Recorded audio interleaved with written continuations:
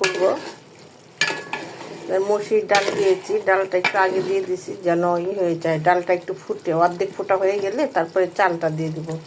যেহেতু পোলার চাল দিচ্ছি তো এই জন্য চালটা আগে ফুটে যাবে, এই জন্যই ডালটা আগে দিয়ে দিছি।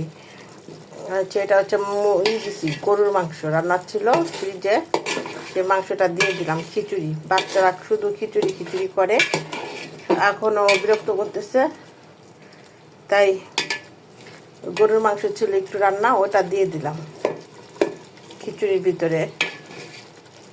এই যে বরফ হয়ে আছে, ফ্রিজের ছিল, এটা ঈদের দিনের রান্না খিচুড়ি, মানে গরুর মাংস ছিল, সেটা দিয়ে দিলাম।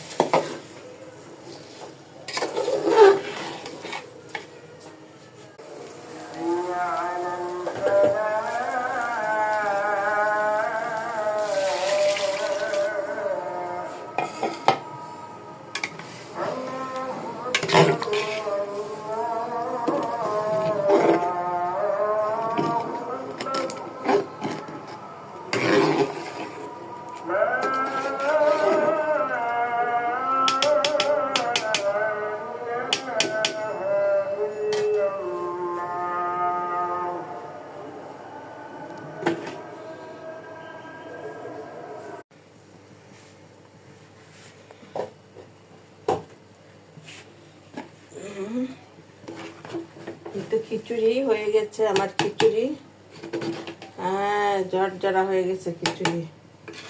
আর রান্না শেষ। পোলার চাল দিয়ে রান্না করলে এটা একটা সুবিধা, তাড়াতাড়ি রান্না হয়ে যায়।